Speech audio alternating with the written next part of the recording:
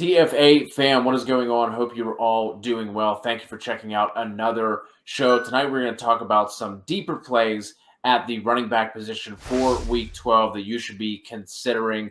So, with that out of the way, Kev, let's just dive right into it, man. I know you got three names that you want to talk about. Who are the three running backs that you have for week 12? Yeah, surprise, surprise. Javonte Williams, Mr. Efficient. So far on the season, one, he gets a terrific matchup against the Chargers. We know that's where you attack the Chargers is on the ground. They have been very good against the pass, outside of, I guess, against Big Ben. But for the most part this season, they have been a complete run funnel. And Javonte Williams essentially splits time with Melvin Gordon, 41% of the snaps, 46% of the opportunities, 10 carries per game, 2.9 targets per game, 19 red zone touches, 514 rushing yards, 136 receiving yards. He does have 24 receptions and 2 touchdowns. However, he has been, like I said, ultra efficient. He has been one of the most, if not the most efficient running back on the season this year.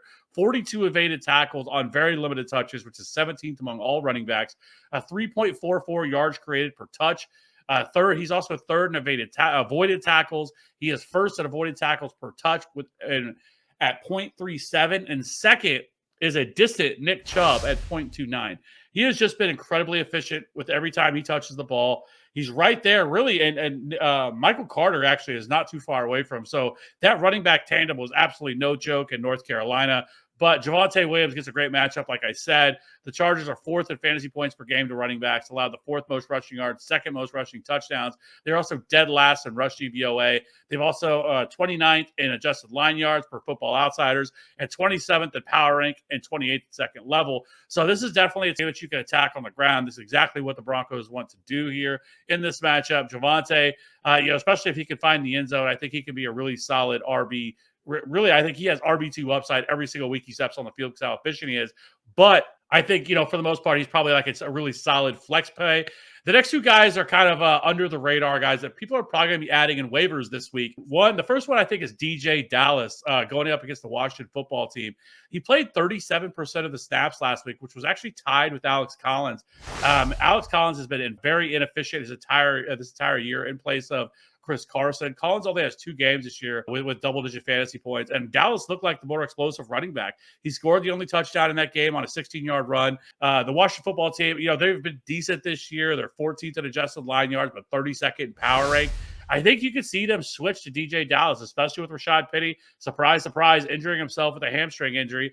And so Alex Collins, I just don't think he's getting it done. And I think you could see the Seattle really make a switch here to DJ Dallas. And DJ Dallas is the better pass catcher of the group as well. So I think DJ Dallas could end up, taking away more opportunities in this backfield. So I like DJ Dallas as kind of a low-key flex option this week, especially with, we have the Kansas City Chiefs and the Arizona Cardinals on bye this week. So 2 really good teams, that people aren't going to be able to play. And so if you're looking for a replacement this week, I think you could do a lot worse than DJ Dallas. And then the other guy is Ty Johnson.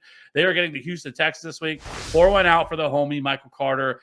He has suffered a mild high ankle sprain. However, it's looking at 2 to 3 weeks minimum. And we know high ankle sprains are kind of a tricky thing. I mean, this could end up being, where we are now, we're heading into week 12. I mean, if this lingers on, this could be a season-ending injury for Michael Carter. It's not expected to be that. It's only 2 to 3 weeks, what they're calling it now, which would put him back about week 15, week 16. But, if it lingers at all, I mean, they could just shut him down for the rest of the year because, they're already out of it. There's no point in rushing him back for any certain reason. So Ty Johnson, like I said, the only other option there is Tevin Coleman.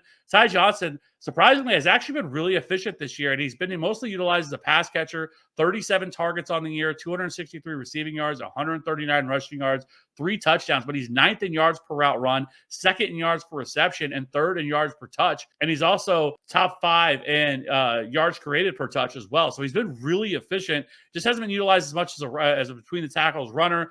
Houston has allowed the 7th most fantasy points, 2nd most rushing yards, 4th most touchdowns, and 26th in adjusted line yards, 20th in power rank, and 31st and second level rank, according to Football Outsiders. So I like Ty Johnson as a low-key flex option this week, especially because I think he's going to be utilized as a pass catcher as well. I think Tevin Coleman will mix in. Will we get opportunities as a early down back? But I think Ty Johnson is going to get all the pass catching work here in this offense. So I actually like the Jets this week, and I like Ty Johnson. So I think you can play him as a low-key flex option this week, and really wouldn't be surprised if he comes away with 15 touches. I've been waiting all year for this. Finally, it's come. It's Ty Johnson week, boys. Let's go. Hopefully you're not listening to this on a full tummy full of turkey and stuffing and we don't make you throw up, because I'm going to keep it gross as well. I'm going on the other side of that game with David Johnson. Now, I have no idea what to think about on the second part of this committee, right? Because the Texans have used a committee approach at running back the entire season.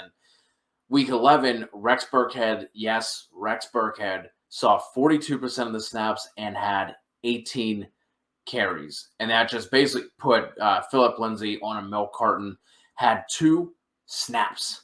Not touches, not targets, not opportunities, 2 snaps. But David Johnson has been the only semi-consistent, semi-constant part of this backfield.